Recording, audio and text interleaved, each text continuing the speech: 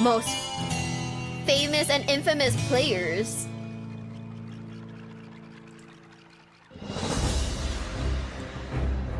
For better or for worse, over World of Warcraft's 20-year lifespan, there have been some players or moments that have stood out from the rest. From loot drama to angry raiders, exploiters, That's me! to selling sexual favors for What? flying mount That's not training. me. The legacy they've left behind is as legendary as the game itself. In celebration of the upcoming 20-year anniversary, I've recompiled the series that highlights some of the players who have helped shape one of the most interesting legacies in video game history. These are the most famous and infamous players of World of Warcraft. Wait, that's crazy.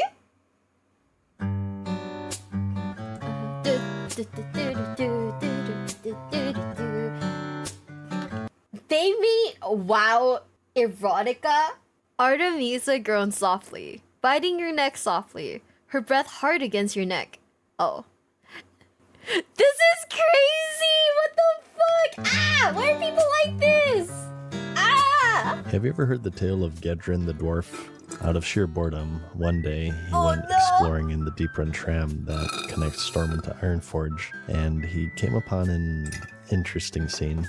You see, Gedron was on a role-playing realm, and he came upon two night elves in the middle of a very special roleplay, Enotep and Artemisia. Hey, nothing says romance like a dark, dank corner of a public transit station. Enotep settles for nothing less than the top high-class venues to... Why are y'all fucking in the subway station? What? Why are y'all doing that? Why are y'all ERPing? Why are you guys ERPing in the fucking train station? Why the train station? to engage in saber-diddling. The hairy dwarf skulked the shadows, assessing the situation from afar, and seizing the moment, he decided to join in. He emerged from the shadows and interjected himself into their intimate role-playing experience. He tried his best, but for some reason he was rejected. He removes his dwarven hand cannon and begins to stroke the barrel ever so slowly. Artemisia growls menacingly at you. Enotep growls, you need to leave. Why are you guys fucking out in public then? Why are you guys doing this shit out in public then? Huh? Imagine doing this at a train station and thinking, oh yeah, no other weirdo's gonna come up and join me. That's insane. What the fuck? What am I making you guys watch? Sir, I don't know what I'm making you guys watch either. What? Oh man. Enotep didn't roll that way apparently, so Gedron quickly retreated into the shadows to watch the safe distance. Gedron tries to disguise himself as a tree and makes crow noises. That is me. Guys, oh my god. So random story time. When I was young and a cosplayer, right? There were this is when I was 18, okay? So I would have a group of friends and we do cosplay chalets where we get a room near the venue and we'd all stay there and we get ready in the morning together, stuff like that, because that way we wouldn't have to wake up early in the morning to go, right? And then so one of our friends and her boyfriend, they're also cosplayers, right? For some reason they decide that they didn't want to go out to actually cosplay, and they just spent the entire weekend just banging in the fucking bathroom, and it was so awkward because you could hear them, and it was 5 people huddled up sitting on the hotel bed, right, trying to watch whatever movie it was on the TV while you can hear our friends having the fucking time of our lives there. It was why? Yeah. What did you cosplay as? Oh, I can't say because it's a kind of niche character, so it's easily recognizable in my country. I probably can't say it, if not I dox myself. Sounds fine. Shame they didn't invite anyone to join in. No one wants to join in because you want to know how awkward it was? If any of us wanted to pee or anything, if you wanted to use the bathroom, stuff like that, right? We'd have to walk over to another friend's hotel room and be like, hey, can I use your bathroom real quick? Because the bathroom in our room is being occupied at the moment. I wouldn't sleep in the same room as them at that point. Yes and no. I slept on the floor because I was like, it's fine. They slept in the bathroom. They slept in the bathroom all weekend. We were like, on God, it's probably cheaper for you to just like get your own room. They never, I don't know if they left the bathroom other than to eat. It was insane. All I remember was that after that weekend, no one talked to them again. Everyone like basically stopped talking to them because of how weird and awkward that shit was. It was such a wild moment. It was actually insane. It was like, oh my fucking God, girl, you gotta like not do this shit. But yeah, also basically that was me trying to disguise myself as a tree and making crow noises. I went home, by the way.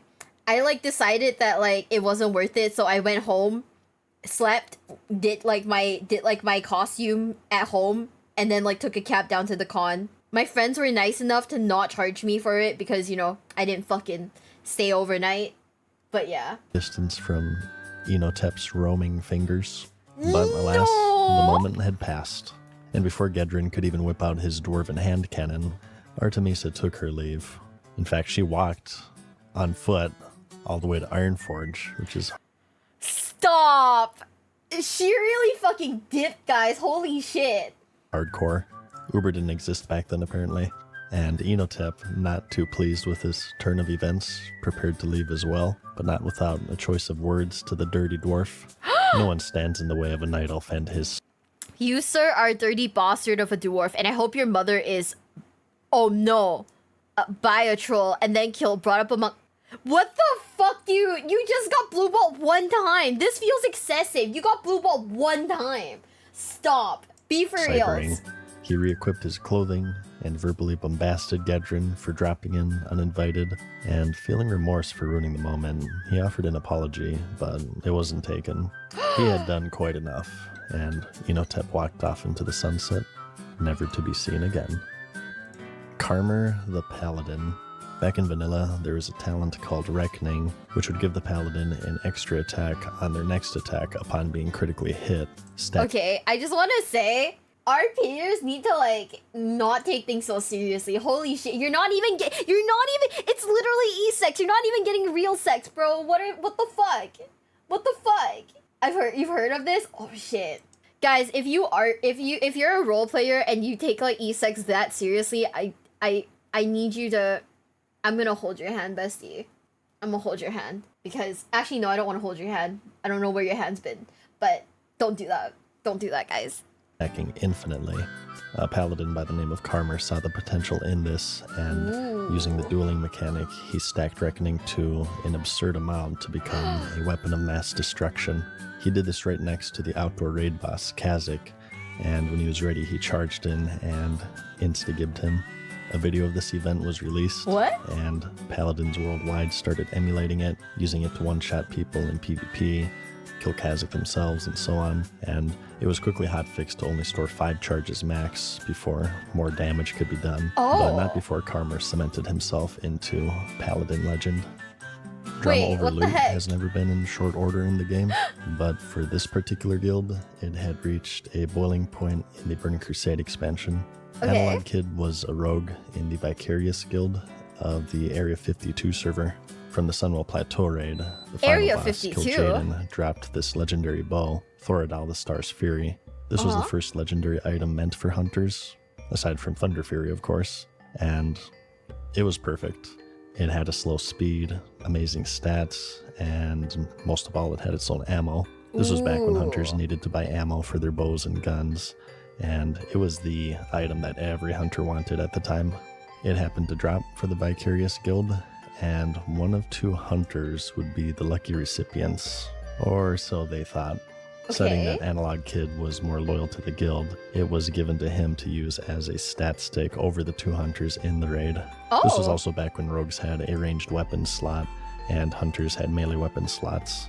They could equip both, but obviously ranged wasn't the rogue's primary, and it was just used for extra stats.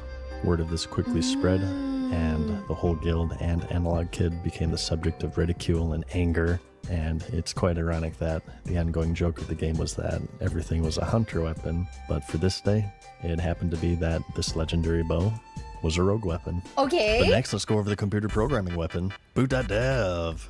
Have you ever been stuck in... Wait, is that really such a big deal? Okay, I need someone to, like, explain this to me. Is that really such a big deal? I don't get it. Back then it was a super rare drop. It was really weird for it to drop. And then they gave it to someone who, like, not using it at all. Oh! Wait, what the fuck then? It's a hunter weapon for sure. Okay, that makes sense now. Okay. So it's just given to someone who is absolutely not gonna use it. But rogues can equip it too. Okay, that makes sense. In the middle of learning a new programming language and felt like you hit a wall. Welcome to boot.dev, the smartest way to master backend development while keeping things exciting. Boot.dev helps you learn Python and Go in a way that feels more like a game than World of Warcraft has felt in the past 10 years. Told you so, by the way. It holds up on... I just want you guys to know, I really admire people who can do stuff like this. Because, like, I tried really hard to learn, like, programming, and it's just, it just wasn't for me. Like, I just could not do it. I felt like such an idiot, but I genuinely could not do it. I was like, oh no, it's like Jover for me. I'm too cooked for this, guys. But yeah, also, by the way, I just want to clarify, we are watching all of the ads in the videos because it's the least we can do. It's the least we can do. Coding is so hard. I admire people who do this for, like, a living. Cause my eyes, I just know would start crossing the minute I saw, like, all the words and all the numbers. I don't know if I could do it. Of RPG elements, you earn XP, complete quests, and even level up as you code. You learn hands-on right from the start. Instead of just reading about code, you'll actually be writing it, which I found to be personally useful. And they also balance theory with practice, giving you actual useful knowledge and skills to prepare you for interviews and get you ready to tackle real-world coding problems, such as perhaps maybe an algorithm that subtly manipulates your players into buying microtransactions via stilted matchmaking. Or a sorting algorithm or something, I don't know. One of the two. If you ever get stuck, they have a Discord community to help you out, as well as an AI wizard named Boots to guide you through any questions that you may have. Backend developers in the US earned a median salary of over $100,000 last year, which without taxes, that's 5,000 WoW tokens because, let's face it, although we don't have time to play video games anymore, that of course won't stop us from paying money to not play them because we are hopelessly addicted. True. If you're ready to start coding, click the link in the description below and use my code MadSeasonShow to get 25% off your first month or even your entire first year if you go with the annual plan. Next up on our list, we have Indalomar, the warrior of the guild nerfed. And when I say the warrior, I mean the warrior. Back in the game's infancy, during the beta, no one really knew how to play it, and everybody, quote, knew that warriors were the worst class in the game. They killed things much too slowly, and they were constantly calling for buffs on the forums and whatnot, and everyone believed them to be underpowered, except for one person. He called out against these cries for buffs and said that warriors weren't even underpowered, but rather they were overpowered if you actually knew what you were doing. No one believed him, so he put his money where his mouth was, and he made a video showing them how it's done. He showcased a 3-minute steamrolling through high-level mobs, often killing them in just 2 hits, which was unheard of those days. Back then, the Bloodthirst ability worked much like Victory Rush, where it triggered off of kills, so he just chain-killed an entire compound without having to stop once to heal. He was right. That's kind of insane. Warriors were overpowered. In a storm of people saying that they were weak, he showed that with proper itemization and talents, they were wrecking balls. Shortly after the video was released, they were hit with a nerf bat, and everybody subsequently pointed their fingers at Indalomar as the cause. He was just a little too good, and the class suffered because of it. And he was so good, in fact, that Blizzard hired him as an itemization developer, and he's had a few items named after him. There's Ramaladni's Blade of Culling, which is just his name spelled backwards. And also in Diablo 3, you have Ramaladni's Gift, which gives a socket to any legendary. And he also got his own card in World of Warcraft's trading card game. Wait, that's crazy. Until sadly, he passed away in 2022. No. Time is money, so it stands to reason that at a certain point... Can I get an 07 in the chat for him? Because, ow, that's sad. Oh no. I think it's cool when companies hire, like, like super fans. But then, oh, that's so sad. 07, this is like really tragic. 07's in the chat. World of Warcraft account starts to accrue significant value. Next up, we have what is possibly the most infamous instance of a World of Warcraft account being sold. Zuzo was a rogue in the Method Guild back during the Burn Crusade expansion, and at the time, he gained the reputation of being the most geared. He had to serve the first War Oh yeah, this was that guy. And most of the tier 6 set, and he was a very hardcore raider with the gear to back it up. One day, somebody with a lot of money started whispering him, offering him real life money in exchange for his account, and he initially refused the stranger's offer, but he persisted, offering more and more as time went on, eventually reaching 7,000 euros, which was nearly 10,000 US dollars at the time. As it turned out, something happened with Zuzo in his personal life, and he found himself strapped for cash, so he finally accepted the stranger's offer, and he sold him his glaive rogue for 7,000 euros. The buyer renamed the rogue to Shax, and got to play for all of 5 days before he was banned by Blizzard. And the reason for that is because glaive rogues were very rare back then, so it was pretty obvious what happened. You had Zuzo, a very high-profile character due to his gear, suddenly disappearing, and this new rogue with the exact same gear as him appeared in its place. It also didn't help that the Shax character was spectacularly bad at his class since he never played it before, which was kind of hilarious to people considering how geared he was. Why would you spend 10k on an account only like for items only to never have played the class? Like what the heck? I wouldn't have done that. I would be like what? Wait, that doesn't feel like a smart use of money. Like why wouldn't you do it for like the class you're most familiar with? What? Oh no. Greater in the game close today, all staff was laid off. Oh no, 07. I think like I don't know, I worry a lot about like local game stores now because especially like a lot of like smaller businesses like game stores and stuff like that, because of like how fucky the current economy is. People pay a skip to the end and they think they'll get cred. I'm not surprised that happens. I think like every game has that happen, but still, oof, not good. So they quickly pieced together what went down, and the details of the trade were leaked and word spread, and Blizzard quickly caught wind of it, investigated, and dropped a 7,000 euro ban hammer. It was such a big event that it was even covered by the BBC, although due to legal reasons everybody chose to remain anonymous. And in a fit of rage, Shax was planning on suing both Zuzo and Blizzard, but okay, come on, you can't possibly do that.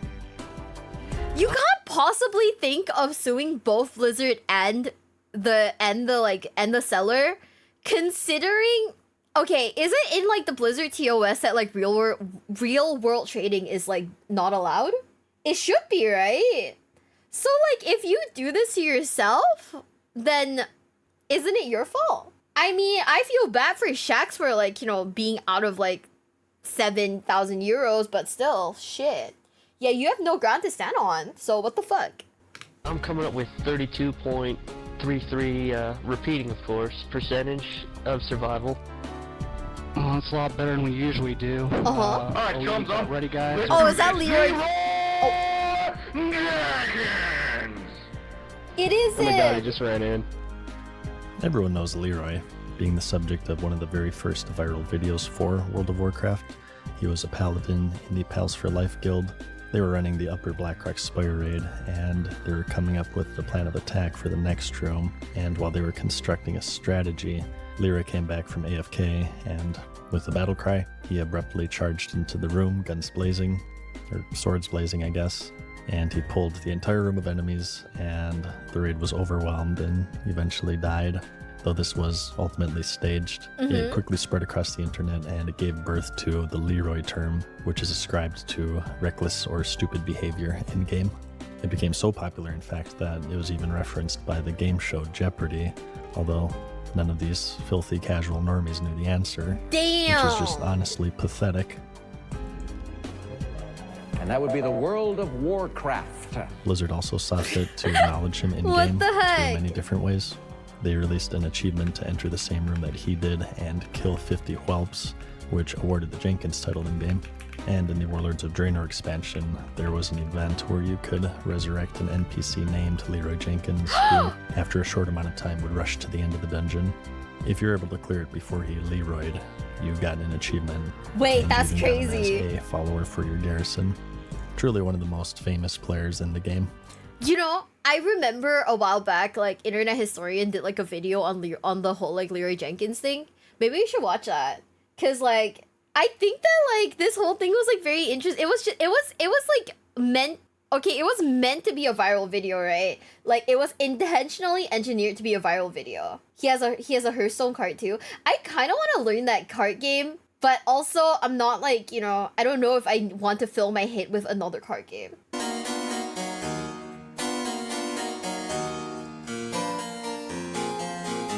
I am pissed. Wait, I need to go back. I gotta read this for you guys, okay? I am pissed. Time to pay the piper, you silly little punks. You might save yourselves if you delete your trite nonsense now. Some have not had the chance you have. Others will follow. Golden crispy, bad guys are history.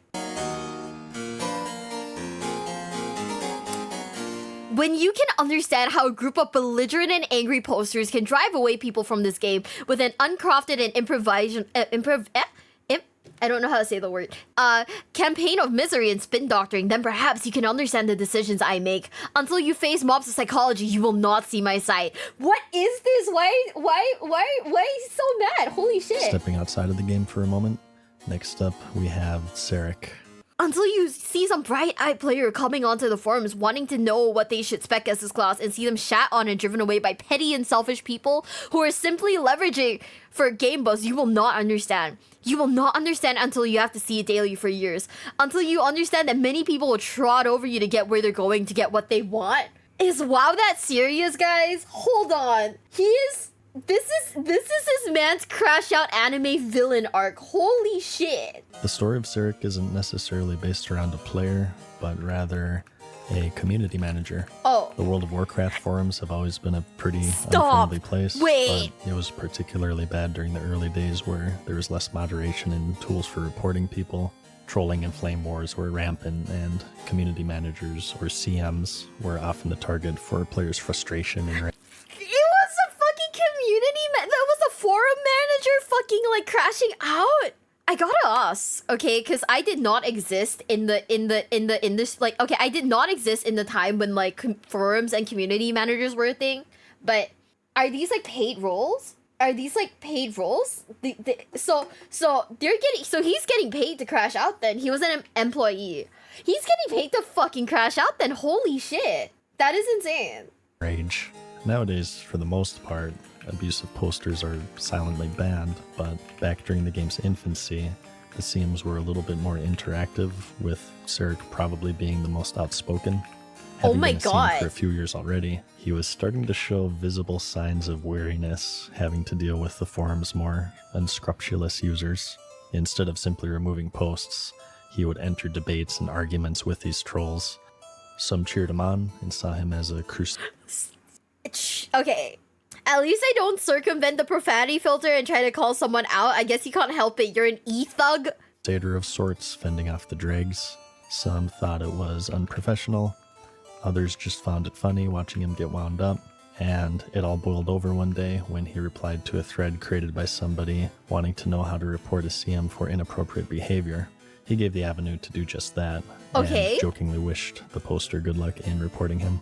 Another user replied, asking if he was depressed and egging him on, to which he replied that the poster was cowardly because they hide behind the anonymity of the internet, stating that he's the one who, quote, steps up. What? The exchange continued, and Tseric vented the frustrations of his job as a CM in the form of poetry. Can't help it. Posting impassionately, they say you don't care. Posting nothing, they say you ignore. Posting with passion, you incite trolls. Okay. Posting fluff, you say nonsense. Post with what facts you have, they whittle down with rationale. There is no win. There is only slow degradation. Take note, it is the first and only time you'll see someone in my position make that position. You can be me when I'm gone. He's so mad. What the heck? What? I get it, but The also response what? is mixed.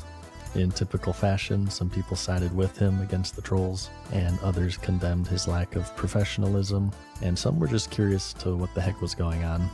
He ended up making another post venting further about the troubles he faces with his job and how he has to deal with people constantly goading him and deriding him and so on. No, And I after get a little it, but back and also, forth, like, he holy dropped shit. the mic with the following quote shortly before deleting the thread entirely. Understand that this moment will be fleeting and that there's a hard crash of self-esteem to follow. Okay. You'll try to feed it again and fill the void, but it'll never be enough. You've backpedaled into the troll excuse. You have no point. Uh-huh. You have no meaning. Uh-huh. You have no significance. You will be forgotten. Godspeed. He made just one final post in response to another troll thread created by that day's drama, Okay. titled, "Killing a Tseric should aggro every Tseric in a 40-yard radius." It makes sense. You're actually killing their best friend. In a final post, he replied with this. A few days later, Blizzard announced that he had left the company, and it's still a point debated to this day whether or not he was fired or he quit. The following year, another CM, Drisk. I feel like, right, it's probably very stressful managing forums, because, you know, having to censor people is definitely a challenging thing, right? But also, if you're being employed, you should have, like, a level of, like, professionalism, because, like, everything that you do and say reflects on the company that hired you, and just having, like, poetic crash outs doesn't seem healthy, right? Even if he's right, it just, number one, I mean, yeah, it looks bad on the company, but also it looks bad on him as like an employee, you know? Shit. Holy shit. On the professionalism part, Blizzard was well known for being casual in its PR at that time. Yeah, okay, that makes sense. I just feel like, holy shit, dude, like, is it that serious? Probably, maybe. I mean, WoW was, like, really big back then, right? And you have, like, all kinds of people, like, just being weird. Roleplay and support tickets, and many people loved it. That also makes sense. You know what? Maybe I'm not gonna judge. I'm not gonna judge. It's kind of wild to me, but yeah. Holy shit. Was asked about his fate, Oh. to which he responded, "If I answer, you might ask the same thing of me tomorrow." Oh. On a lighter note, next up we have the warlock legend, Crownnor, a level 11 warlock who made quite the puzzling post on the forums. The discussion focused around warlocks and their use of staves, containing a 4-step process. 1. Post message in the room. 2. Look it over. Wait, what? 3. Don't report anything. I might get in trouble. Smiley face. And 4. Have fun. What does that even Crownnor mean? himself failed to post any information about his staff, other than the fact that it was a good one, and he alluded that he would somehow get in trouble if people were to report him. Players were left mystified by the post. Some followed his instructions and posted and talked about their staves, and others flamed him for his poor grammar, and frustrated that some were not following his 4-step process. He posted the following, and Okay, guys, how simple can you be? It's a fucking topic about soft users. If you're not a soft user, get your ass out. Jesus. Why is he so mad? I'm so confused by this now. Holy shit. and was never heard from again. The thread quickly reached hundreds of pages of responses, and Crownnor quickly became a legend amongst warlocks. He was even referenced by Blizzard in their sneak peek of the new arena system in the Burning Crusade expansion, which featured an orc warlock named Crownnor, decked out in the arena set, and also using a wimpy level 5 staff. Okay. He also got his own card in the TCG where, upon entering play, the player may search their deck for a staff card to look over. How do you kill is that so which has no dumb. life? Next up, we have the grandfather of griefing, a player who had just one goal: to be the most hated and prolific ganker on the this entire guy. server. This is the story of Angwe, an orc rogue player on the Deathicus server who would head deep into Alliance territory into Menethil Harbor to kill low-level players, either in transit to other areas of the game or just there for questing. He would spend around 9 hours a day in Menethil Harbor, taking out any adventurer unfortunate enough to enter his sights. He quickly became an infamous legend, even spawning intricate guides on how to avoid his wrath. and naturally he was met with anger from his victims. At the time, you couldn't have both Alliance and Horde on the same server, so people would take to making alternate accounts to give Angwe a piece of their minds, and he himself made an alternate Alliance character on the same realm to goad reactions from his victims. He screenshotted some choice conversations and hosted them on his website as an archive to his in-game antics. He since moved on with his life, but back then he was probably the most infamous rogue on not just his server, but possibly the entire game. Next up, we have the Undead Warrior, Noctton. Noctton isn't really known for an in-game event. Instead, he's known as being the first recorded recipient of the very first legendary in the game, the Talisman of the Binding Shard. This was a legendary amulet that dropped off of the Baron Geddon boss in the Molten Core. It had some resistances, strength, agility, stamina, and a Thorns effect, and he happened to be the lucky recipient in a March of 2005 raid by the Guild Nerfed. That's kind of insane. That Indalomar was from, in fact. The only problem was that the item wasn't actually intended to be a drop in the game. Blizzard just forgot to remove it, so as soon as word spread, they removed the necklace from the loot tables, but they did let Noctton keep his, making him the only person to ever have this legendary necklace. Odd groups got left, even groups got right. That means 1, 3, 5, 7 left, 2, 4, 6, 8 right. Okay. Anyone who's played World of Warcraft knows about the onyxia wipe animation. The person you just heard was named Dives, a Tauren warrior and leader of the guild Wipe Club. On one fateful night, they decided to raid Onyxia's lair. Whelps! Left side! Even side! Many whelps! Now handle it! What? And Dives was the acting raid leader at the time, and as you just heard, things weren't going so well. They were having trouble killing the boss, and Dives wasn't too happy with the raid's performance. And what resulted was the birth of one of the biggest rage moments in the history of gaming. That's a fucking 50 DKP minus! What the fuck was that shit? Someone took audio of Dives' vexation. Holy shit! And they made it into an animation that was watched around the world, reaching over 10 million views on YouTube before it went Karen mode and it had to be re-uploaded.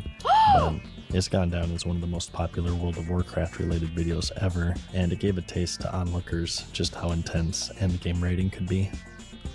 Double Agent is a Pandaren shaman who did something pretty unique.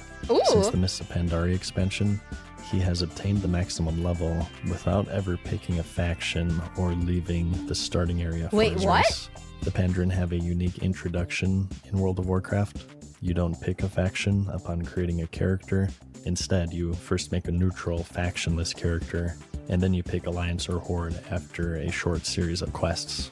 Normally, this process is done at around level 10 or so, but Double Agent found out that it was possible that you never even needed to pick a faction or even leave the starting area. But he discovered that you could level to the max solely by gathering herbs and ore, even in low-level areas. The process is incredibly slow and tedious, but every expansion he makes it a point to reach this new max level by gathering copper and peace bloom, and at the same time, remaining neutral. Blizzard saw fit to reference him by putting an NPC named the Venerable Shaman in the Monk Order Hall in the Legion expansion, who patrols the area, occasionally picking up herbs and ore. I'm not gonna question how people have fun. That's actually kind of insane. That's actually kind of fun. Not anymore. They took him out. That's crazy. Dedication? It is dedication. I kind of admire it. I don't want to shit on anyone's way of like playing video games. I think that's dedication. I think it's really nice. Next up, we have Ian Bates. Oh, this guy! Who's also known as the Red Shirt Guy. In BlizzCon 2010, he brought up some lore issues regarding the Wildhammer clan. This was during the Cataclysm beta, and one of the Wildhammers, Falstead, was replaced by Kurdran as the representative of the Council of the Three Hammers, even though Varian Rin decreed that Falstead was to be the representative. Game designer Chris Metzen incorrectly stated that Falstead was dead, to which he was quickly corrected by the red-shirted lore master. No, he survived, and in fact, he was the leader of Airy Peak in Vanilla WoW through Wrath of the Lich King. Damn! Yeah, Alex, what's up with that? Yeah, what the fuck, Alex? Thanks for pointing that out. We're gonna get that fixed. Thank you. Bet. He's kind of a chat for that though. Holy shit. He really came up here. He had a goal. He had a plan. He said, hey, he's like, what the fuck? You guys fucked up the lore. And then they're like, oh, I guess I did. Let me get it fixed. Okay. Thanks. Bye. What a fucking legend. That is a goat. He's now CEO of 5 Wives. I believe that.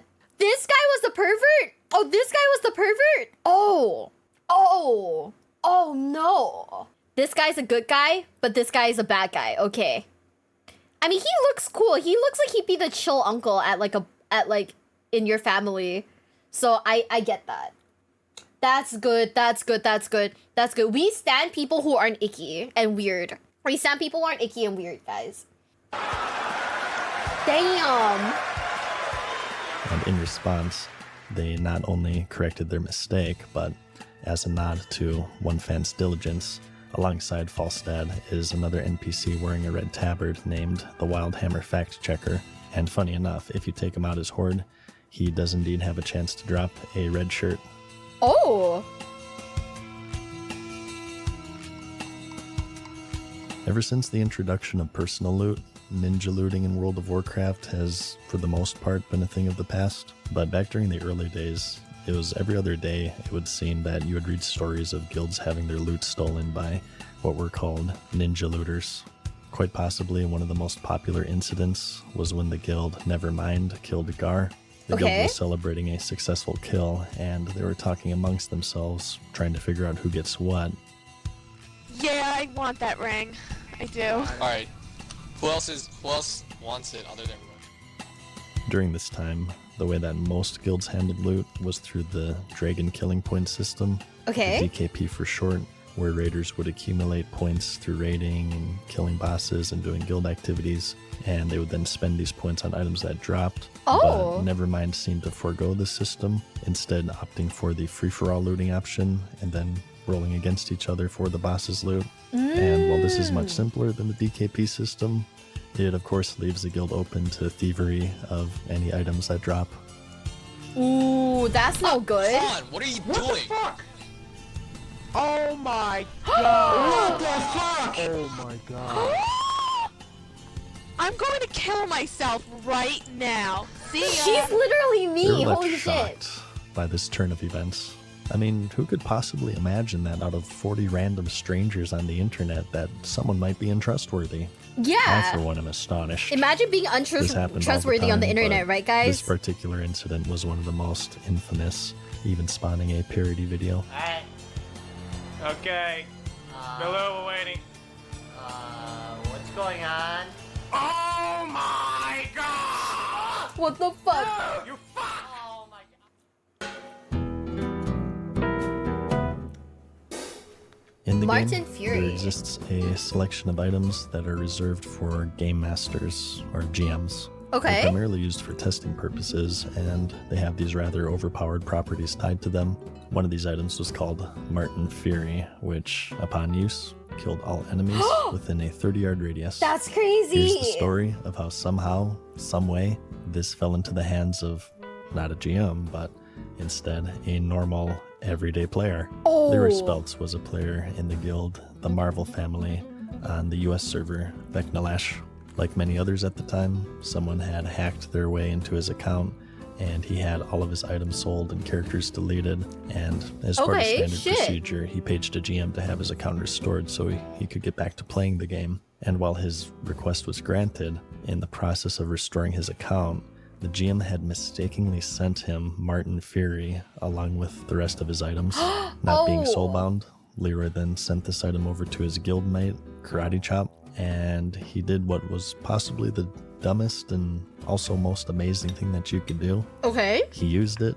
When Raid Night rolled around, they went on a Northrend World tour, going through the entirety of the newly released Ulduar raid and also the Obsidian Sanctum What and the Eye of Eternity, fuck? and one-shotted all of the bosses there and made it rain loot. He was quite liberal with his use of this GM item, and the guild claimed several world firsts within the span of an hour. What the fuck? The What entire a server cheater. was alerted of world first achievements during this point, so people quickly figured out that something fishy was going on. The Marvel family wasn't a hardcore progression guild, so to see them rolling through everything in the matter of minutes was suspicious to say the least. So word eventually got out. Blizzard, probably in a moment of panic, decided to give a 24-hour ban to not only those involved in the raid, but everybody online in the guild during this time. The way they handled it was lambasted, and it was basically a giant catastrophe. But after the dust had settled, Karate Chop himself received a permanent ban. Okay, I mean... the properties of GM items were changed so that something like this would never happen again. In the early days of World of Warcraft, everyone hated rogues. I kind of get it. Like, it was handled really poorly by Blizzard, but also like, they kind of took advantage of it anyways, right? Yeah, like, the dev fucked up, but then they also, like, kind of took advantage of it. So, I don't know, maybe, like, perma-banning that one guy makes, like, the most sense out of everything. For, like, intentionally taking advantage of the situation. But who knows? I mean, this is, like, such a great area, I guess. Yeah, they could have had it go under the radar if they didn't use it obnoxiously, but then they decided to get, like, world first, and, like, oof, devs did a whoopsie. Devs did do a whoopsie. I don't know. Do you think the dev got fired? The dev who fucked up got fired? I hope not, but also who knows? You know? In this, like, economy, who the fuck knows? I should know. I was a rogue in vanilla. Ooh. And I was a little shit.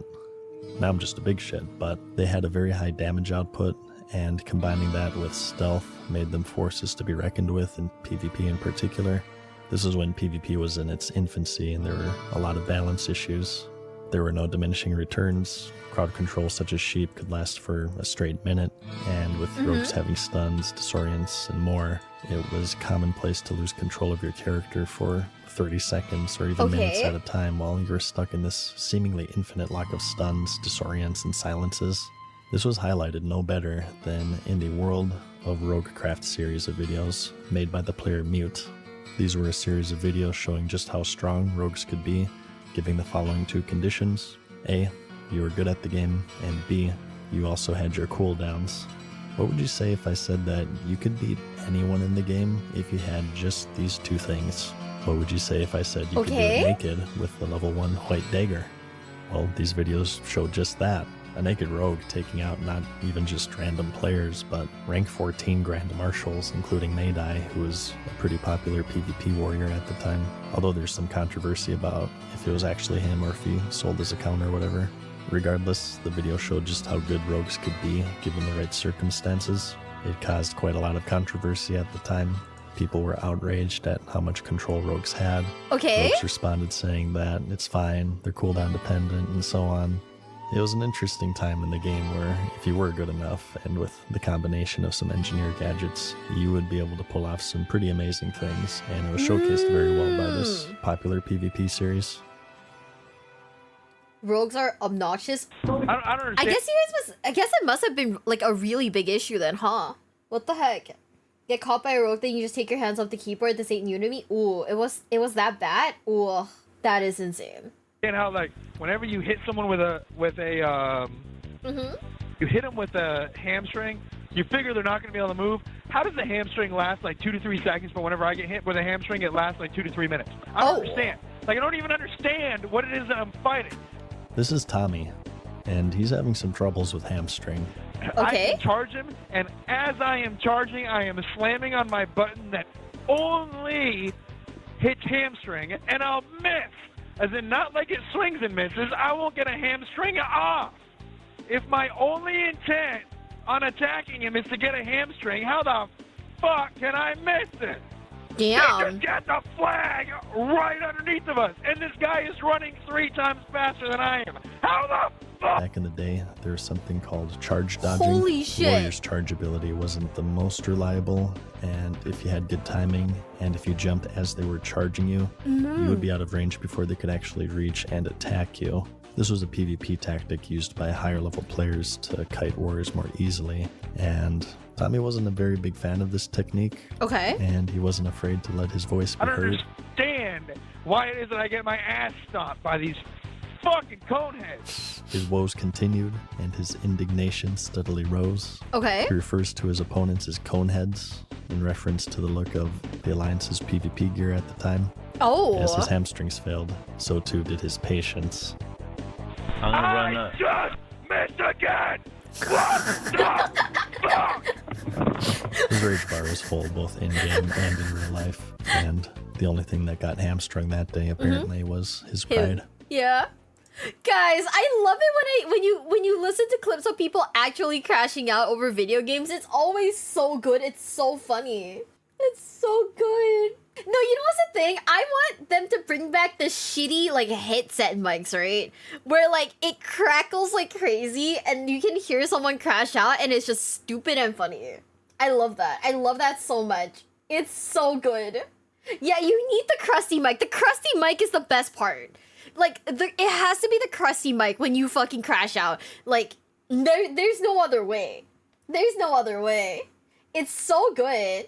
Imagine a guy like this playing a card game and having a couple rough opens in a row. I want to specifically hunt down a crusty mic and play League. Oh, sorry, and not League. I want to play Yu-Gi-Oh! Okay? I want to hunt down a crusty mic and play Yu-Gi-Oh! And just rage into the crusty mic for hours. Mirror crash out moment, I'm gonna crash the fuck out! I'm gonna crash the fuck out! Oh. No, this isn't Bohemian Rhapsody. Okay. This is Kungen, who is considered to be the best warrior tank in the entire game during the Vanilla and Burning Crusade era. He was the leader of the hardcore raiding guild, Nihilum. Okay. This is one of the best, if not the best, raiding guild of this era, claiming many world firsts throughout their time raiding. Later on, they would merge with another hardcore guild, Curse, to form the super guild Insidia, which would continue to get world first throughout the Wrath of the Lich King expansion. But something that really put him and his guild in the spotlight was the Serenity bomb glitch in the Wrath of the Lich King. Insidia was the first guild to kill the final boss of the Ice Crown Citadel, the Lich King, on 25-man difficulty. But to everybody's shock, shortly thereafter, the entirety of the raiding team received a 72-hour ban for exploiting. During the fight, the Lich King will destroy portions of the room and make it more difficult to navigate, and there was a bug where a consumable engineering item, a Serenity bomb, would respawn the platforms falling around the boss. And the ban became extremely controversial because these bombs were a part of everybody's DPS rotation, so Insidia claimed they didn't really know what they were doing or why it was happening. At this point, Blizzard watched every world first kill in small groups invisible as GMs, and Kungen later alluded that one of these people watching knew him from his time playing another MMO, EverQuest, and that this person was biased against him and was looking for an excuse to drop the ban hammer. He also argued that it was normal mode and this hardcore raiding guild really had no reason to cheat on what was to them a trivial fight. Holy shit. Though it was quite a controversy at the time. People generally today see Blizzard in the wrong for failing to test their fight properly and handing out unwarranted bans. Yeah, I'd agree. I gave up on humanity when I saw a 35-year-old Yu-Gi-Oh player screaming at a child in a local tournament. Wait, what? He said Solemn Judgment couldn't destroy his monster because it was immune, which it wasn't, but he argued the card text. The kid started crying. I left after 20 minutes. That is how you kill a game. When you intentionally alienate people trying to learn the game. It's so obviously they did knowingly, though. I don't know. I mean, I don't know the situation, but holy shit. That is... If it's part of someone's kit, then I don't get it, because it's, like, inbuilt, right? But who knows? Next up, we have another guild leader. Ooh. This one is more on the infamous side, though. The Shisu of the guild, 6 feet deep on Dragonmaw. Nearing the release of the Burning Crusade expansion, guilds were getting ready to take their adventure into the Outland. How would you level? Questing, maybe some instances here and there, or perhaps grinding. Okay. Well, if you're in 6 feet deep, you had less say in it than you initially thought. In fact, you had no say in it. A 2007 post by Shisu laid down the rules. All members of the guild are expected to level to 70 as fast as humanly possible. If you want to experience the content, please do so after you have reached 70 or on another character. Here's how we'll be leveling. You will log into the game and look for an officer. One of the officers will assign you to a 5-man group.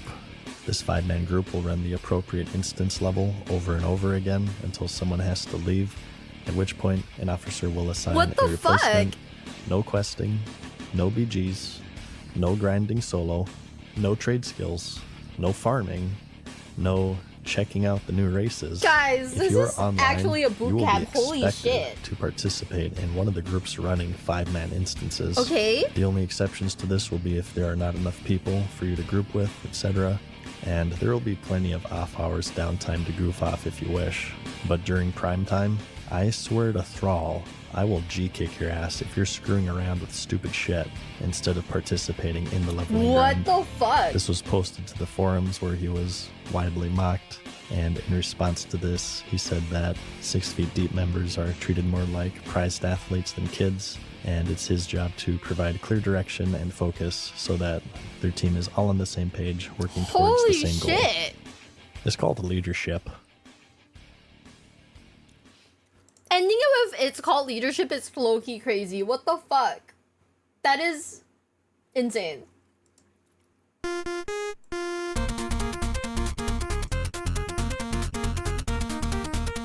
Okay. For this next one, I want you to think, out of anything that you can do in the game, what is the most offensive thing you could possibly we just saw do? this. Holy Ninja shit. looting, going dives mode. Well, how about crashing a funeral? This next one isn't about a person, but rather a guild, Serenity Now, otherwise known as the Westboro Baptist Church of World of Warcraft, who in just one night became the most hated guild on their server, Illidan. Someone in a horde guild had sadly passed away, and her friends thought that it would be appropriate to hold an in-game memorial for her. They posted on the forums, picked a location, and gave a time when the memorial would be held. And this was all well and good, but there were 2 problems. 1, it was on a PvP server. Okay. And 2, it was the internet.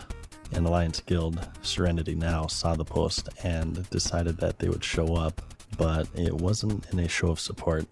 The turnout was very big, and people lined up in front of a pond to pay respects to their fallen guildmate. Yeah, While doing we so, just saw however, this. Most of them were also dressed up in RP clothes, so they didn't have any weapons or armor equipped, because, come on, that would be inappropriate. While all of this was going down, Serenity Now were storming through Fellwood up to Winter Spring, and when they reached the memorial site, the most controversial large-scale PvP battle in online gaming history took place. Arrows went flying, blood was spilt, I and still think jaws this is so were mean. dropped. Some were outraged, others were amused, some quit playing entirely out of disgust, and it goes down today as quite possibly one of the most controversial things to happen in the game. I don't know. I still think it's kind of mean, but I also feel like, yeah, I would have expected this to happen, but also it's really mean. You know? Yeah, it's also the internet though, so that's kind of the issue, right? Because it's the internet, you kind of expect people to be dickheads on the internet regardless of the situation. But 100% I do feel like, yeah, no, that was, it was very immature. Yeah, it was just very immature behavior. But hopefully, what's her name? Faye? The girl who passed away can see the humor in it. It's so sad.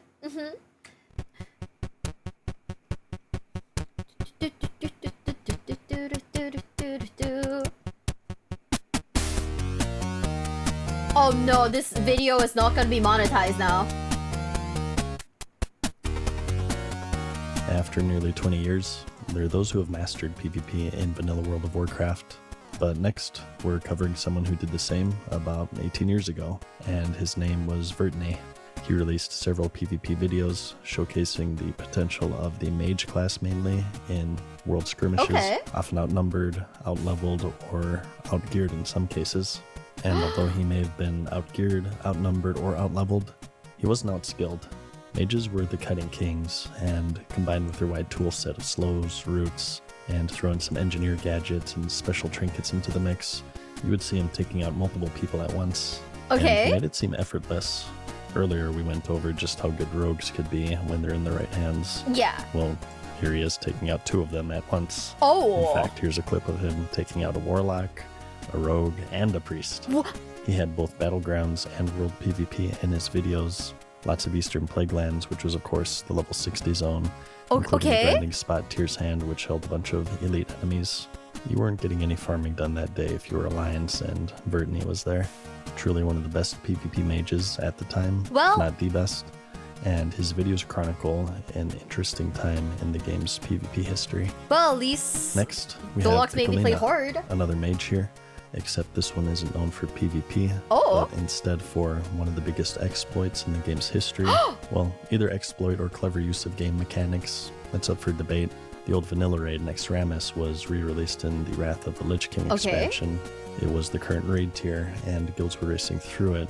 And while that was going on, this very clever mage managed to solo the entire military wing, which held 3 bosses: Instructor Resuvius, Gothic the Harvester, and the 4 Horsemen. One of the trash mobs had a buff called Bone Armor that absorbed a huge amount of damage. It also happened to be a magic effect, so mages could spell steal it for themselves, and these mobs would continuously cast it, so you would have an infinite supply of absorb. Hold on. Encases the caster in bone armor, absorbing 50,000 damage for 1 minute. While the armor holds, spellcasting cannot be interrupted by physical attacks. That's kind of insane. That's actually kind of insane. What the fuck? And these mobs would continuously cast it, so you would have an infinite supply of absorbs as long as you didn't kill them. So that's the defense 50k covered, is but massive. What about the fuck? Offense? If you're solo, it would just take too long to kill the bosses, and they would enrage, making the bone armor worthless.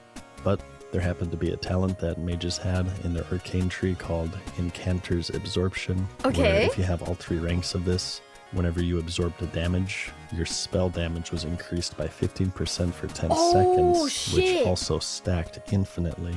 So combining this with the infinite bone armor made you into a one-man wrecking crew, and made it quite easy, in fact, to solo the military wing. And the only reason that you couldn't solo the other wings was because the bone armor mobs despawned when you left the military quarter. Blizzard got really salty and gave Piccolina a 24-hour ban. It took away all of her loot, and the bone armor spell was changed to where it was no longer stealable to stop every other mage playing the game from emulating her. But wait, that's not fair. As one of the biggest exploits / clever use of game mechanics in the game's history. Is that really an exploit though? I don't know. I mean, Blizzard put it in the game, right? And they didn't realize that it was I don't know. I mean, it's kind of creative. Shit, Girly must have done the math behind it. But also, I don't think that's worth banning someone over, right? Shit, Blizzard, just take the L and move on. They underestimated the player base.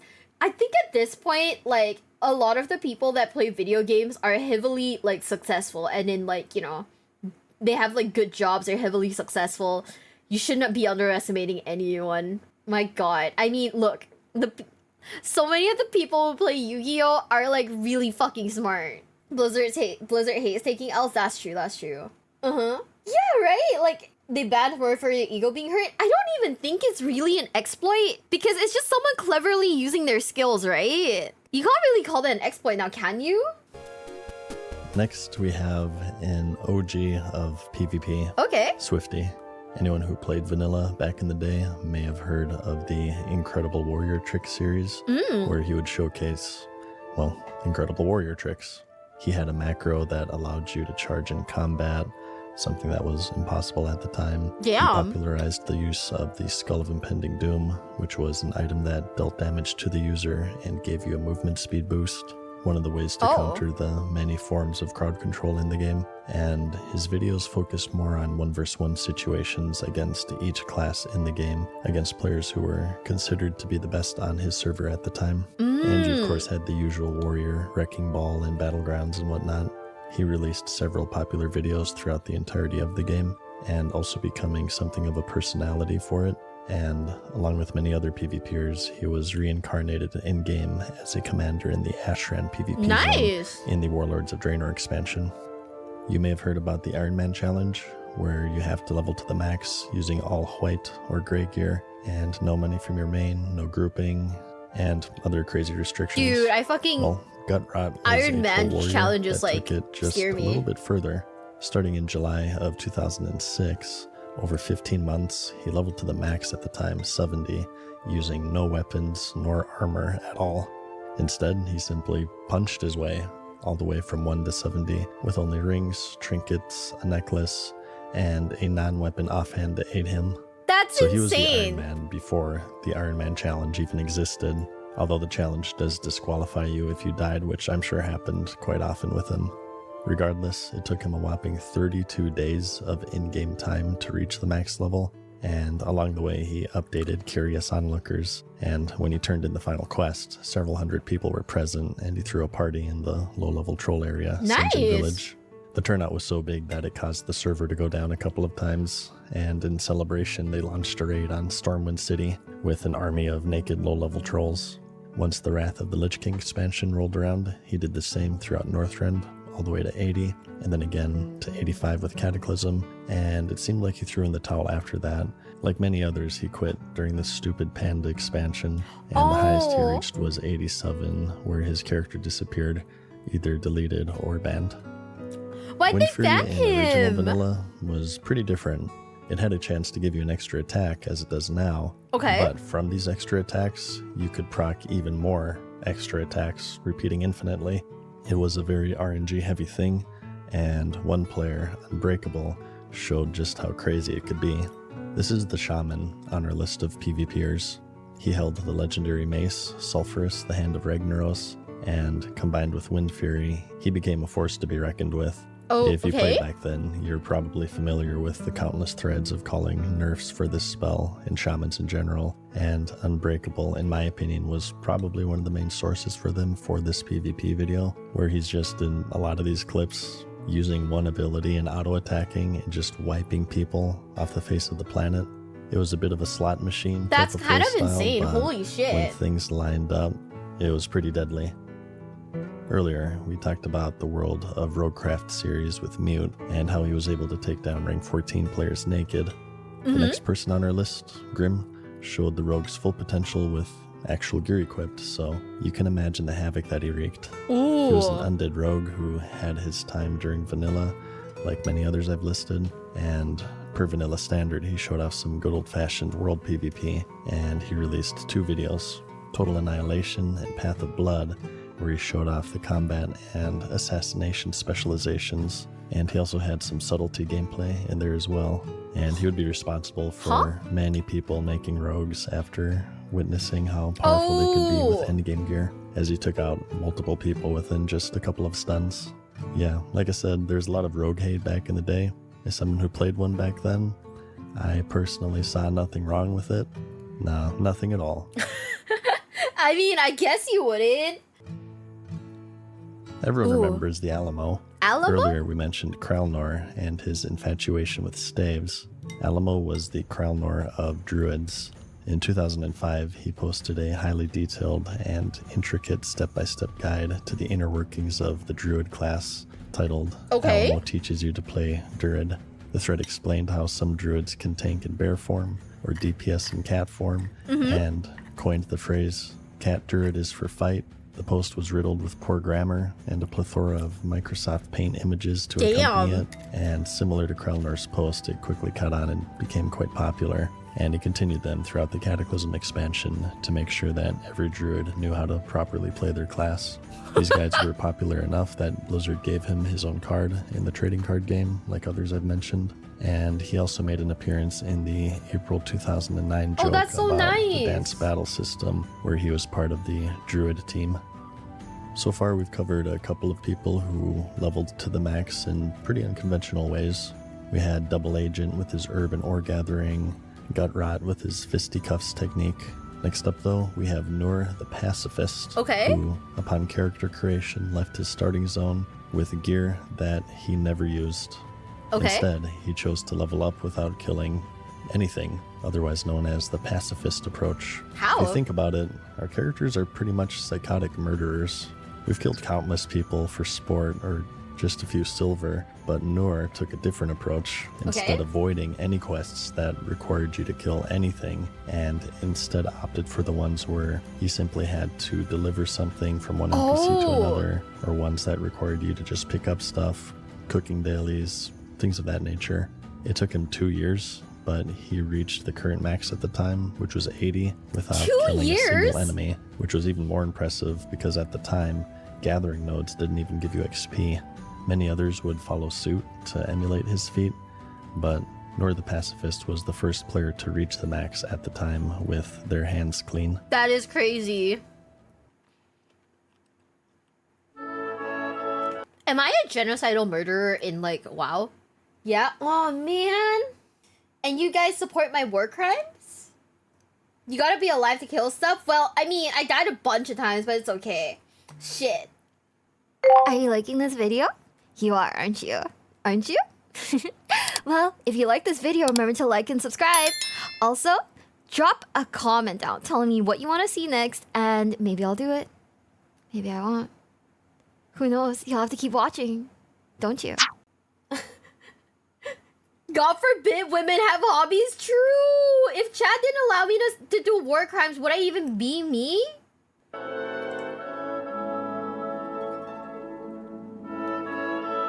Nerdgasm.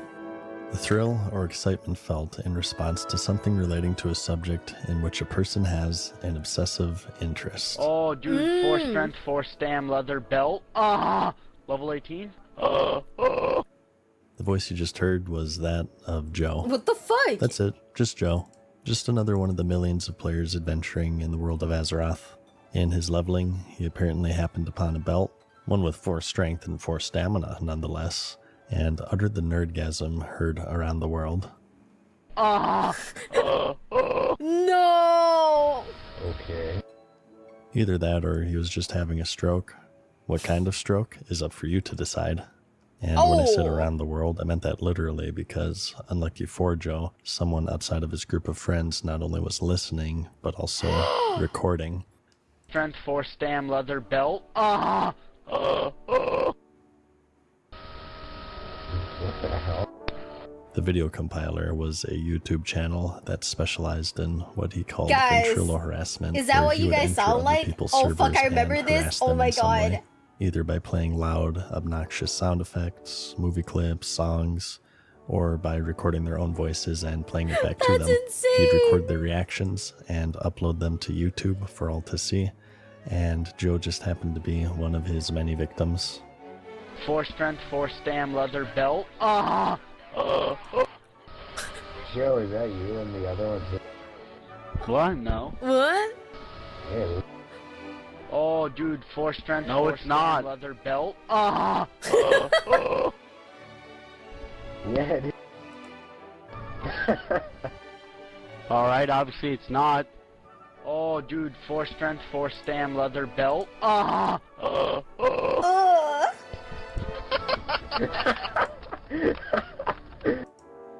That's definitely Joe. Oh, dude, No, it's not. He's been coming in there doing it.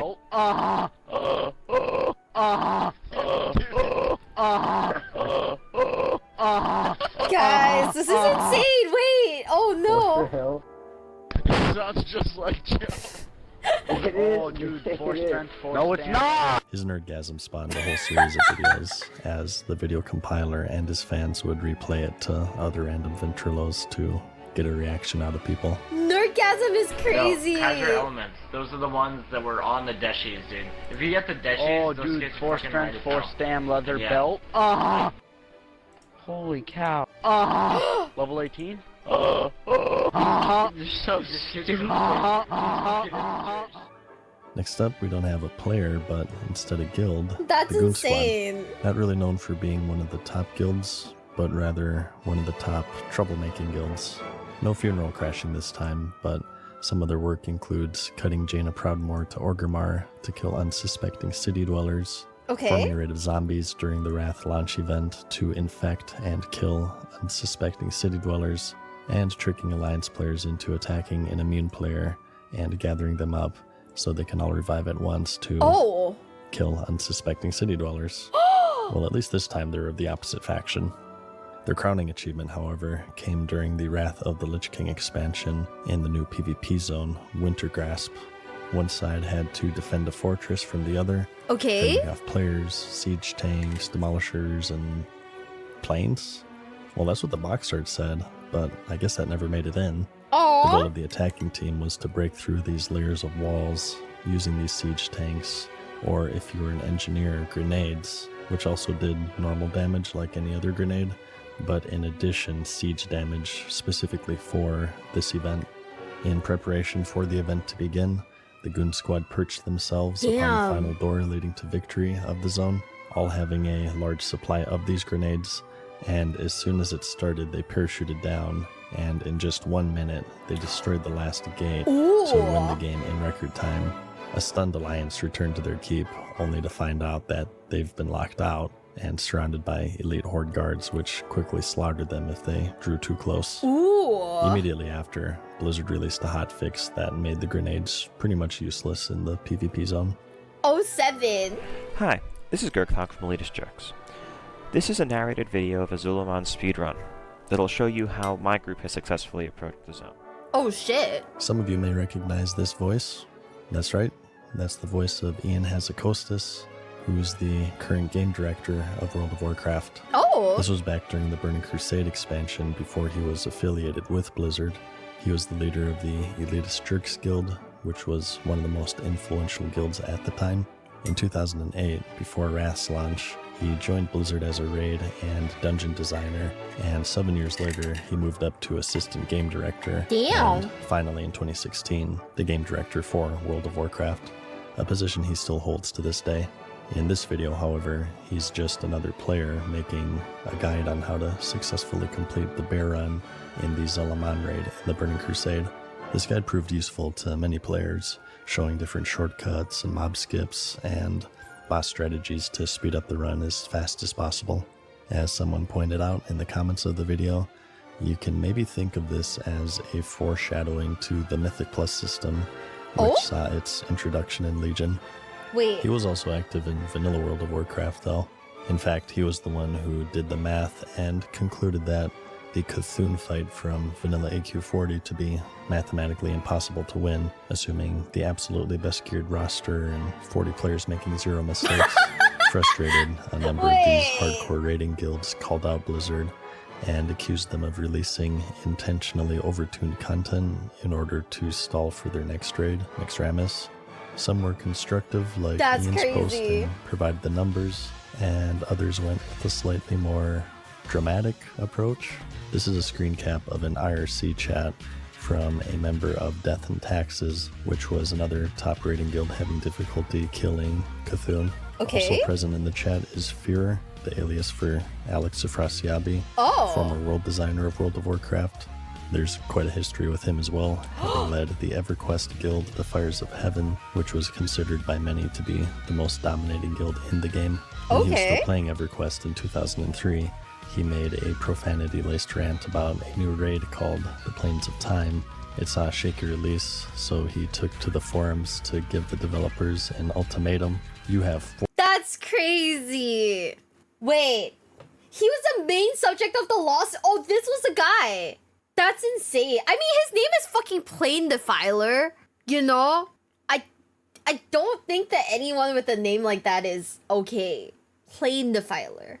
14 days. If after that, the Plane of Time is not properly tuned, I am deleting my characters and canceling all of my accounts. The rest of my guild will follow suit. But bro, you end up working for them. Guilds and people that play EverQuest. And also you became a pervert. I did not work my ass off, jumping through your idiotic hoops with my friends and guildmates so I could go to a zone where groups of 18 could enjoy the content. Even if, past these initial moronic events, I can finally get my entire guild to raid with me, frig you guys. Seriously. Frig you to heck. Damn. He's pretty mad, to say the least, and the rest of the post was more of the same. So now, with Afrasiabi now employed at Blizzard, she, the leader of Death and Taxes, made a pseudo-parody post using the same format of Afrasiabi's 2003 EverQuest thread, instead this time giving Blizzard 14 days to properly tune Cthulhu, or else he and his guild will quit to switch to professional solitaire. Back to the IRC chat, the guild questioned the professionalism and ethic of Blizzard releasing a seemingly broken encounter, and they expressed frustration with their inability to overcome the unfair challenges. And after carefully pondering their argument that the content may be a bit overtuned, Afrasiabi looked back to the time when he was the player. The frustrated guild leader posed with an unbeatable challenge, and he realized that he and she weren't all that different. And Oh. with great care and deliberation, he sincerely took on the criticism and replied, "I think you're just being okay." Oh. That's pretty impressive, actually. With how filtered everything is these days, to what lengths do you have to go to for an employee of a AAA video game to say that you have Down syndrome? Bro! What the fuck is their problem? I mean, there are different times, yeah, but like still, you would think that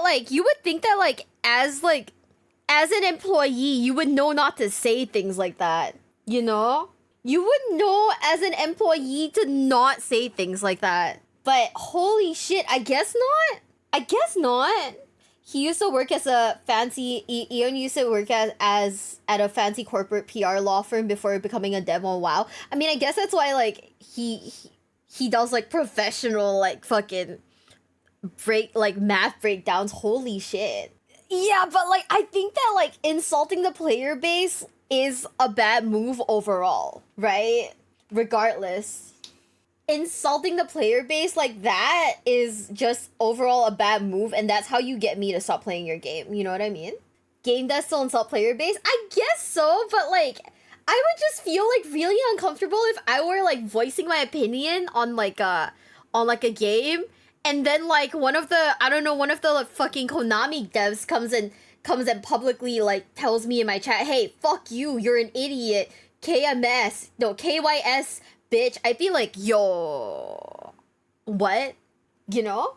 Has no one at Blizzard like taken like a PR class? Do they not know that like, I don't know, insulting your customers is probably a really fucking bad idea?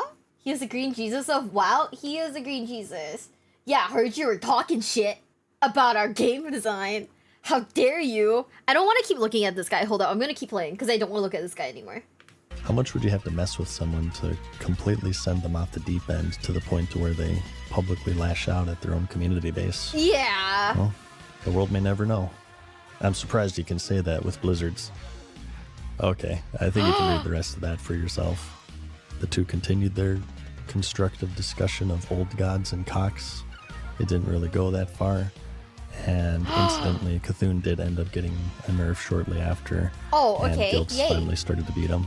But more importantly than that, we were left with one of the most dramatic public arguments between a Blizzard employee and members of the community in the company's history.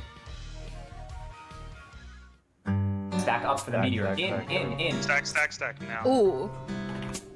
Tight. I'm not moving Balden. anymore. Damn, what a name. Teeny Violin. Zeliak is... Mark Zeliak is in the wrong spot. Who's on Zeliak? Feeny, moving. Yeah, you're a fucking loser. Taunt Zeliak and run Tiny away. violin. Run Zeliak away. Oh fuck, was that the wrong corner? Did Teeny just do that? Oh fuck. Yeah, he did. Oh fuck, I had the wrong corner. Between private servers and official re-releases, Vanilla World of Warcraft has to be one of the most relaunched or remixed games of all time. And in 2023, Blizzard would launch an official hardcore server. The major difference being as simple as it is daunting. If you die once, that's it. No corpse walk, no spirit res, whether it be from overconfidence, a duel to the death, or bullshit disconnects.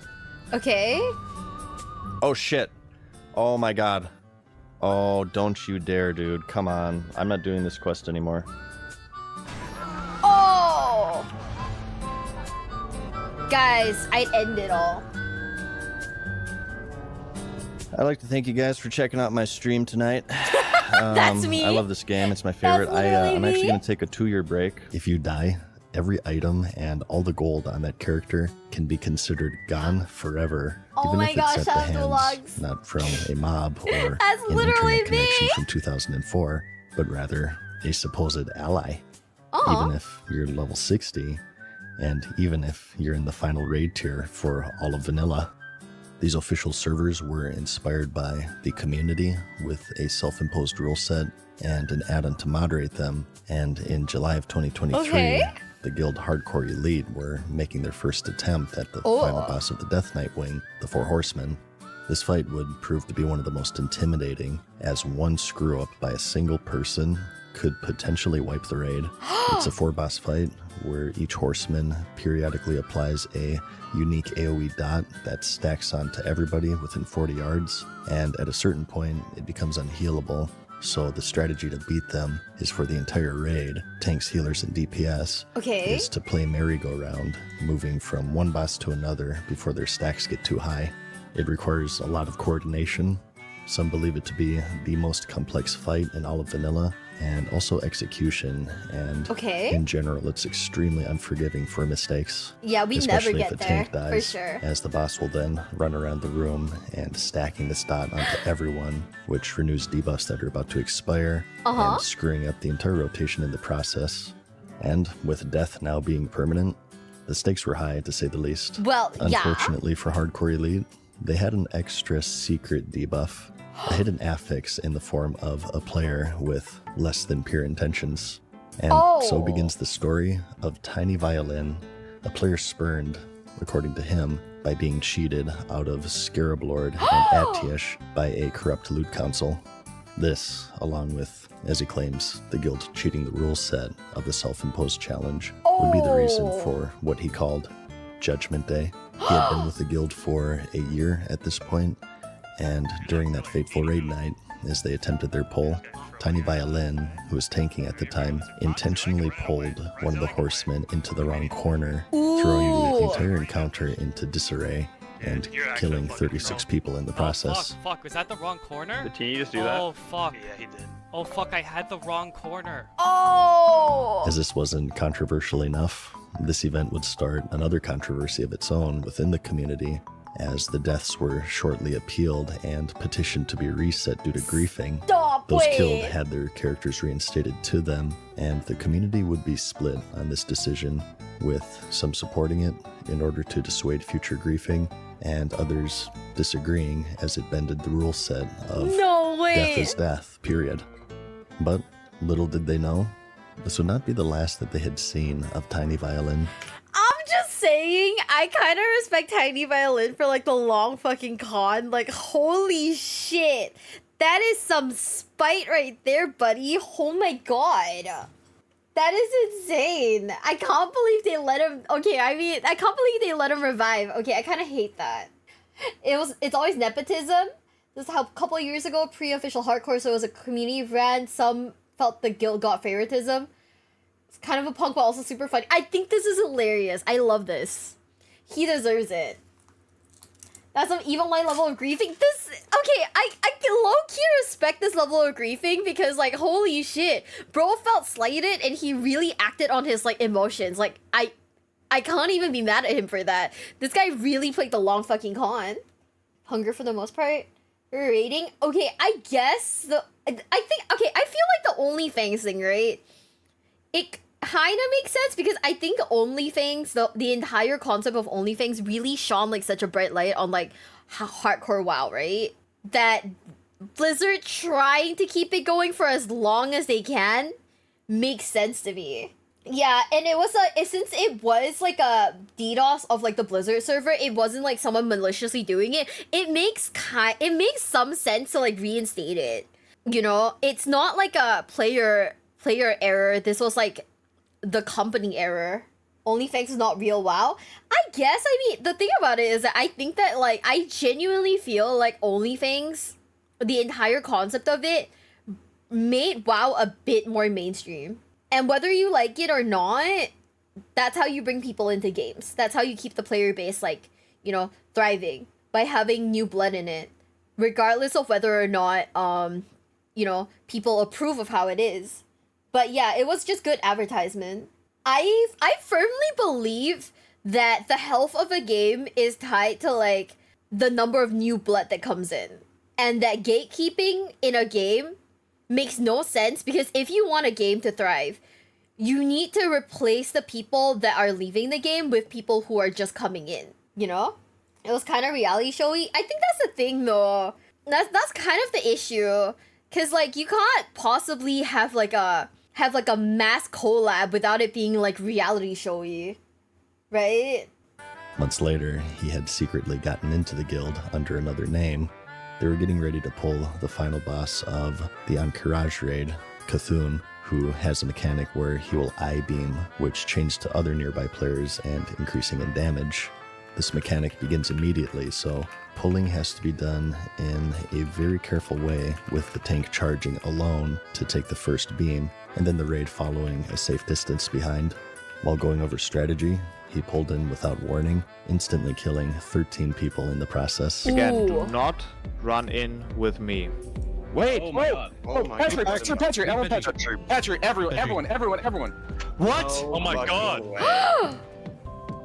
Griefer. And so, a true anime villain was born. Oh my He began God. to play the game in a very different way. It's by time. multi-boxing 16 accounts and camping them throughout the world at various spots to dispel unsuspecting raiders of their buffs. What? He would even go as far to claim that he had been in contact with a Blizzard developer, and he was one of the reasons that Blizzard released the Chronoboon item in 2019 Classic, which allowed players to safely store their buffs.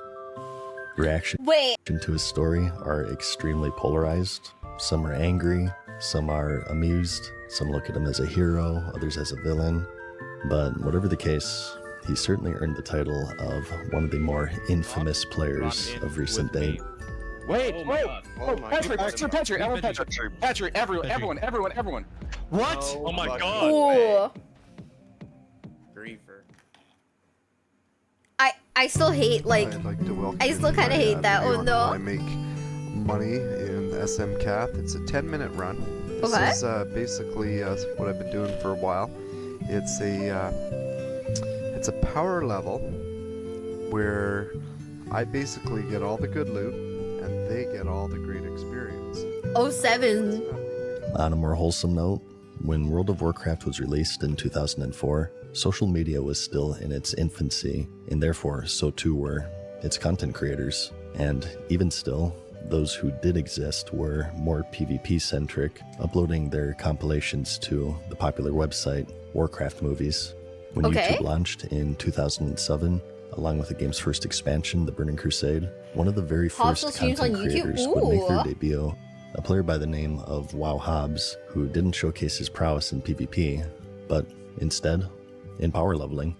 The Hobbs way of pulling, as he called it, would Okay. involve gathering up all of the Whoa. mobs inside of a low-level dungeon and AoEing them all down at once in order to power level. His videos were guide-based, Whoa, what the fuck? sharing his experience, tips, and tricks, and were characterized by his humor, enthusiasm, and deep knowledge of the game, quickly garnering him a dedicated following and earning him the title of one of the very first World of Warcraft content creators. He would show, at the time, That's kind of insane. Like, look at all those damage numbers. Holy shit. Yeah, wouldn't you lag like crazy? This is kind of insane, don't you think? Oh my god. a unique and unconventional way of playing the game by soloing through these low-level dungeons and providing quick XP for the levelers in his party, and also a lucrative way to farm guess. gold. These videos would stand out in a sea of PvP compilations that dominated the scene and pioneered an entire genre of entertainment. The online personality, where he would also provide class guides, parodies, and updates on the latest developments within the World of Warcraft universe. His videos appealed to a wide audience, from hardcore players seeking advanced strategies to casual fans looking for entertainment and guidance. Over the years, Hobbs has established himself as one of the more respected and beloved figures within the World of Warcraft community. I'm just saying, if Hiruma Red X doesn't get a shout out in this video, it's fake. It's not real. Because that's my boss. What do you mean? He's not famous. 07 Hobbs? Who? Oh my god. Hit him with the who so that every time he's like, Miwa, I'm more famous than you, I can like take screenshots. Thank you. The landscape Oh, of shit. online Ow. gaming and content creation has evolved since his debut. His influence and impact within the World of Warcraft community remains significant to this day, where Damn. he continues to produce content, engage with his audience, Aw. and contribute to the vibrant gaming community that he helped shape over the years. I love it when people get their flowers. It's so deserved.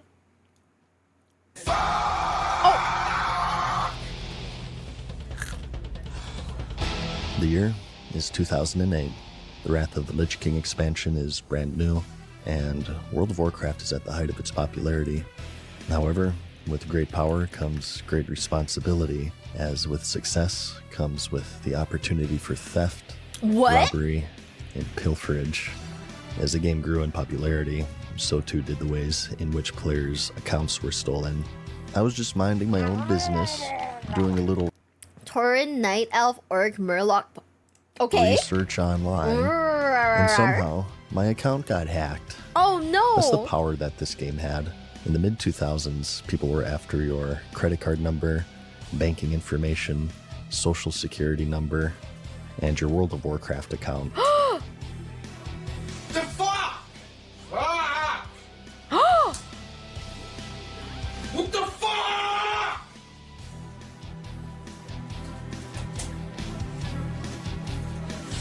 What the fuck? Have you ever been so pissed off wow. that you unlocked your potential as a death metal singer?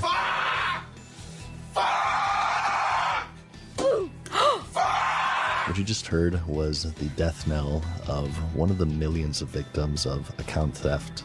Or so he thought. Oh no! Unbeknownst to him, he was merely the victim. Instead, a prank by his friends who logged into his account and changed his password to give them the impression that he was one of the many affected by a recent rash of compromised accounts.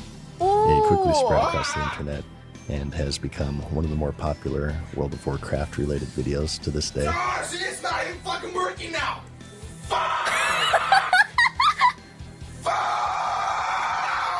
I would pay for this to be on the shitty 2010 like headset mic. I pay for this to be on there. Holy shit. I think he's a little mad, guys. I don't know.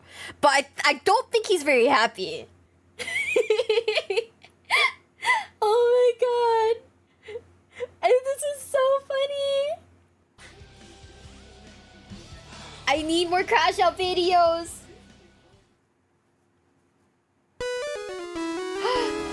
What do you do in your years of just relax or? Yeah, you know, I'll spend time with my daughters, you know, wife and daughters, go to Disney. Go to Disney! Do some fishing, grilling, watching American football, you know, drinking, playing World of Warcraft. Playing World of Warcraft. Corpse Grinder. No, that's not a character name. Rather, it's a death metal singer, George Fisher, of the band Cannibal Corpse. Oh! As it turns out, death metal singers were no more immune to the addiction sweeping the world as any other, and when he wasn't busy singing about cutting off people's heads, he was actually doing it in World of Warcraft. Oh! A hobby, as it turns out, he's quite passionate for. Hey, man, I'll talk about Warcraft all fucking night, dude. I have 4 accounts. It ain't like I don't play. Ooh. I have a 70 hunter, a 70 rogue, a 70 fucking warrior, prot warrior, because there ain't no other way to be. Damn. And what other 70 I got? Oh, priest, undead. One wouldn't really think that death metal and MMORPGs really have an intersection. He really so hates many the were Alliance? surprised to Holy learn that shit. George was an avid fan of Blizzard's 2004 hit, as he revealed in a 2007 heavy metal interview. And he had a lot to say about his time in Azeroth. Stop going to the fucking elemental plateau ganking people. I'm trying to get motes of air. Nobody else in the band plays Warcraft because we probably will never do an album. You know, I swear, and I wouldn't do this, but there are times when I get ganked where somebody fucking kills my guy, and I'm like, if I could just reach through the computer, I would punch that motherfucker's lights out right now. The interview was quickly shared across social media, and it really showed that all walks of life played the game, from 10-year-olds to soccer moms to death metal singers. Damn! Everyone, Holy it shit! seemed. You know what kills me the most is all these fucking hunter elves you see, and they're all like Legolas, but it's all spelled wrong. Fuck off! That's fucking Lord of the Rings. He would even perform live my at God. BlizzCon in 2011, and he still plays to this day, as far as everyone knows. But due to the demands of his band and his personal life, he can't get as much game time in as he'd like to. Today, when he isn't performing, He has a he's fucking honing his horde tattoo, proficiency holy in shit. claw machines and donating the prizes to charities around the world. If I don't have a connection on tour, I get really pissed off. I get fucking really mad, man. I'm serious. There's a lot to do, man. There's motherfuckers to kill, you know. I don't like playing PvP a lot, but you know.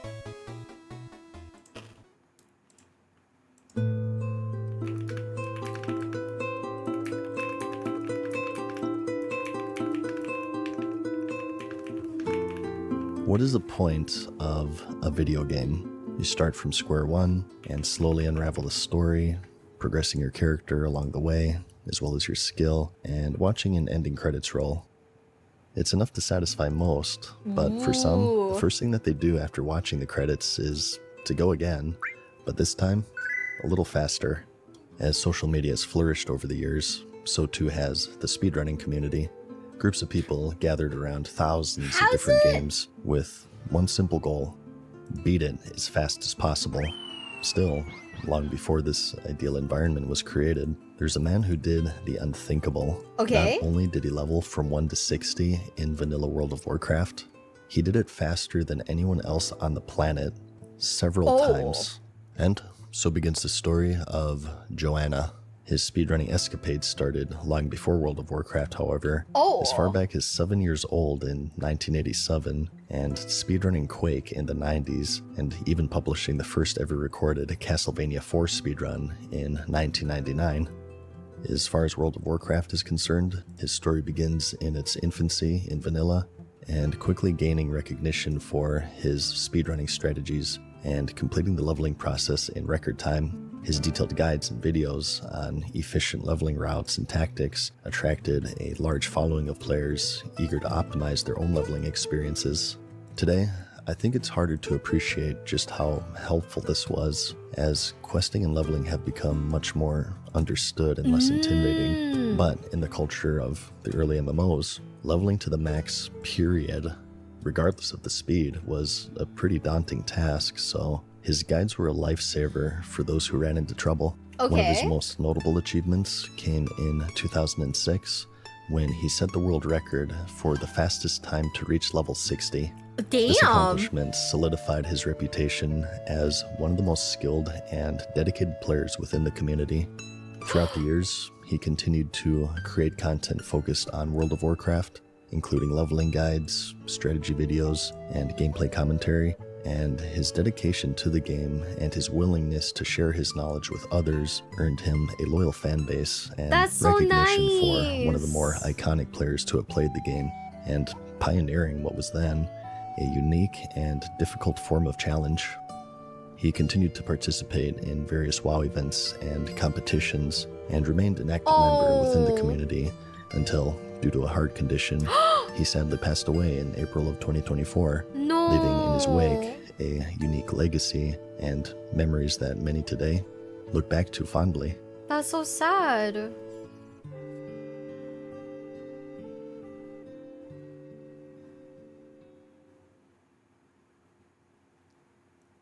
That's sad.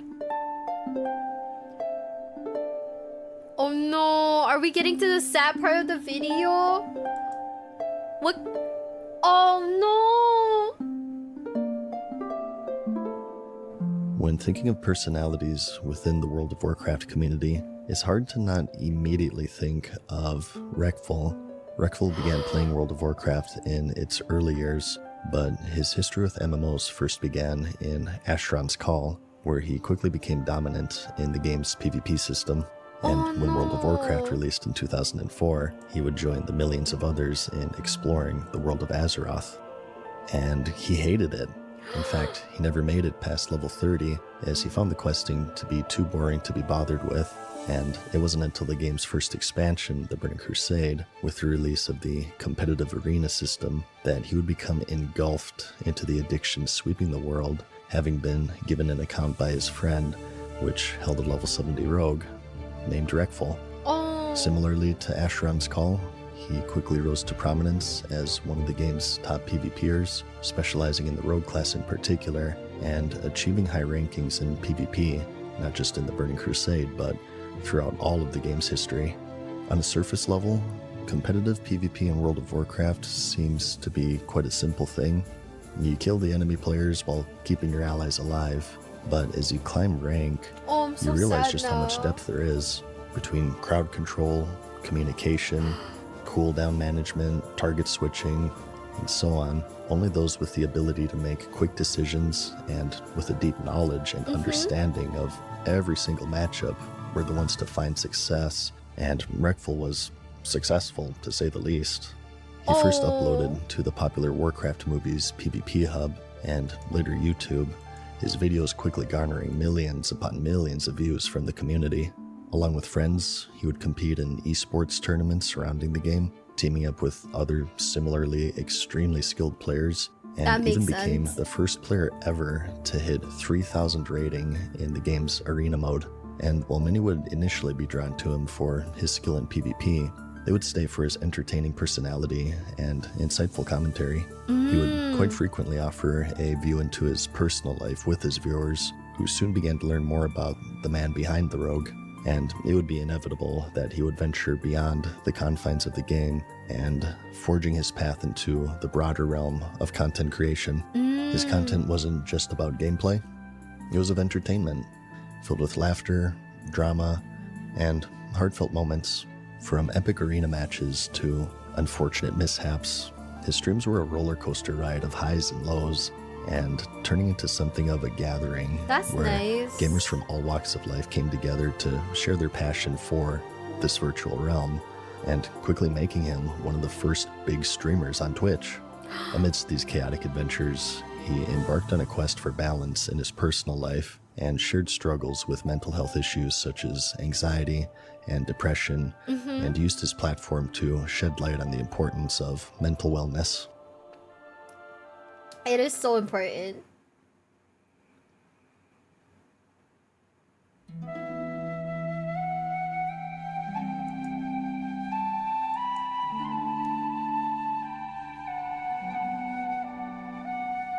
Tragically, in July of 2020, Reckful would lose his battle against depression, forever leaving a void, not just within the World of Warcraft community, but also the content creation industry and gaming sphere at large. Players would pay an in-game tribute to him in the Stormwind Cathedral, where, in a rare moment, both the Horde and Alliance agreed to peace in mutual respect and tribute to one of the most iconic and impactful players of the game.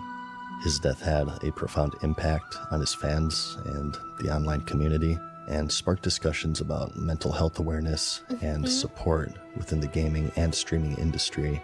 And he's remembered today for not just his PvP prowess, but also his competitive nature and the impact he left on the game, its players, and the community who watched him.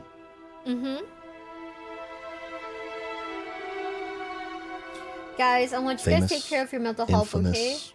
Wholesome, controversial, whatever the case may be, World of Warcraft's intriguing legacy isn't defined by its lore, world, or even its gameplay as much as it is by the people who played it.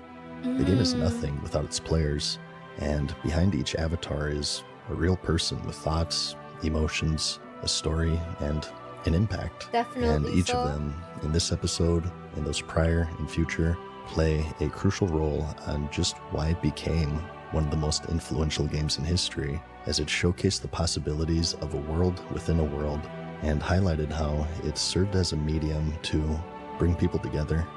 Though some may be gone, let them never be forgotten, and let their legacies be celebrated for the impact that they had on the game, its players, and the members of the communities they helped inspire and grow. That was so sad. It was a really good video. It was so sad. Holy shit. Oh, he has a memorial in the SW Cathedral. That's good. That's good. That's good. I am a big fan of giving people their flowers, and I believe that like people should be remembered. You know? Yeah. 07. So